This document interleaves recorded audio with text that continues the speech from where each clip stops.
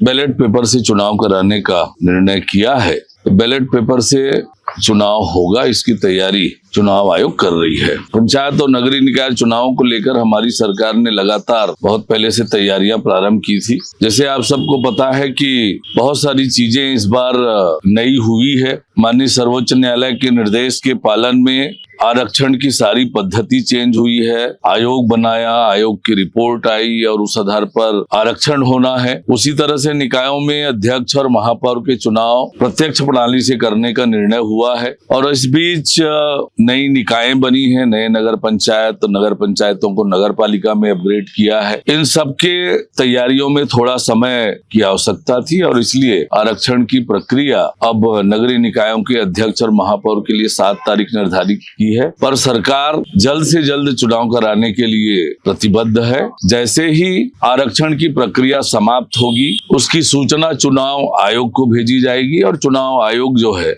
उसके तुरंत बाद चुनाव के कार्यक्रम घोषित करेगी। सरकार पूरी तरह से प्रतिबद्ध है जल्द से जल्द चुनाव कराने के लिए, पर कुछ नई व्यवस्थाएं हमने की है, उसके कारण थोड़ा समय लग रहा है। जैसे आपको बताया कि कई नियमों में परिवर्तन किया है। प्रत्यक्ष प्रणाली से चुनाव, सर्वोच्च न्यायालय के निर्देश पर ओबीसी रिजर्वेशन के लिए नई व्यवस्था और एक और महत्वपूर्ण व्यवस्था कानून में परिवर्तन करके हमने की। पहले साल भर में एक बार मतदाता सूची बनता था, अब इस बार हर 3 महीने में मतदाता सूची उस हिसाब से बनाने का निर्णय किया, ताकि ज्यादा से ज्यादा जो नए मतदाता हैं, जो छूटे होते हैं, उनको हर 3 महीने में नाम जोड़ने का अवसर मिल जाए।